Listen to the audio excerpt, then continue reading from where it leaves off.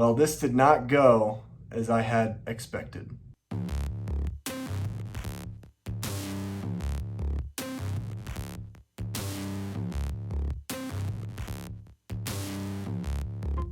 Loki episode 2 is insanely good, and I'm gonna review it because I have some thoughts on what happened. I do have some theories as well that maybe we get into a little bit at the end of the video, but make sure if you like this type of content, make sure you hit that subscribe button down below. Join our community, please. Come and talk Loki with us, talk MCU, talk Star Wars and independent and horror and everything that you like. So Loki episode 2 sees the titular character Loki kind of working with the TVA now. He's working with them in this case, and they kind of put him through the ropes of showing him introductory videos and having him learn what the TVA actually does. And throughout this episode, we get a lot of kind of exposition and knowledge about certain aspects that are going to come into play towards the end of the episode with what these reset charges do, what happens if someone has some type of variant activity going, and how it could actually branch off and hurt the sacred timeline. But we know Loki, we know he's got an ulterior motive, and that comes at the forefront as he really is in this about himself. The episode kind of begins with this really cool sequence in this medieval fair back in 1985. The Loki villain ends up taking one of the members of the TVA and gets information out of her. It's revealed at the end that this happens, and then it's basically a manhunt to see where this Loki variant is.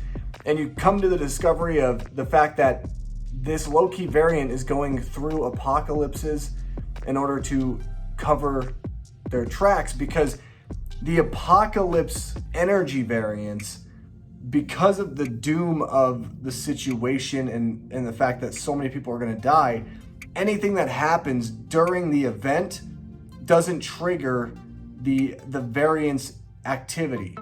So they can't detect anybody disturbing the timeline or causing a branch of the timeline. And so they find out where this variant is. Loki wants to talk with the Time Lords because we know that Loki really just wants to overthrow them and take seize and control of the TVA because it is the most powerful resource in the entire universe. At the end of the episode, it is revealed that this Loki variant is Lady Loki, which we knew was going to come into effect at some point during the show.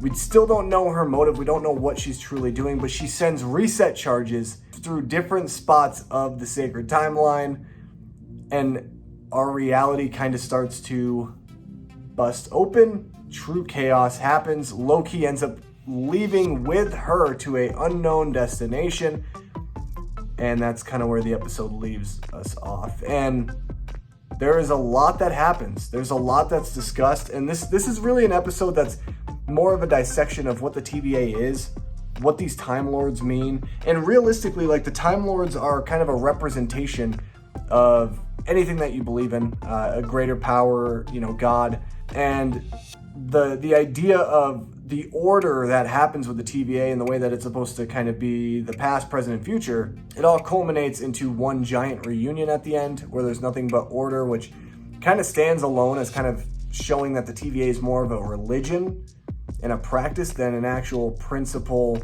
construct, which is very interesting.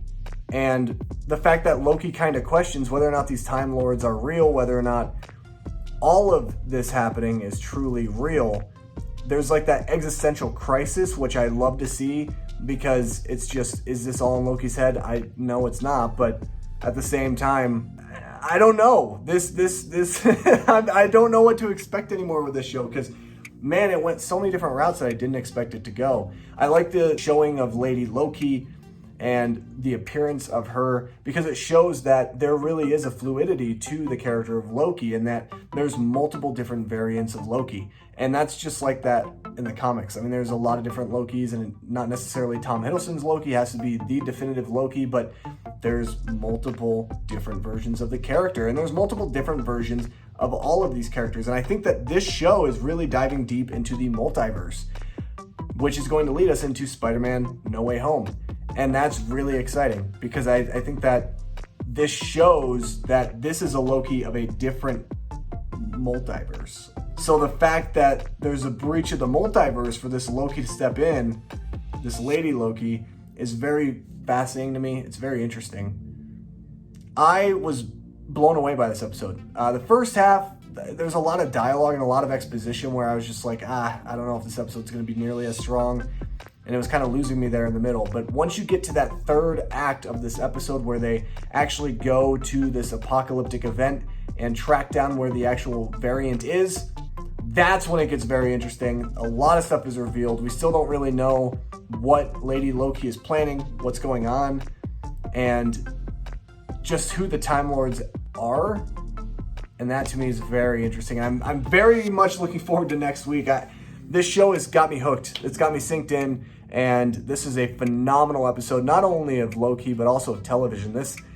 Well done, Marvel. Third time's a charm, because I really do think that this is going to give us something that we've never seen before, and so far it feels very fresh and very new.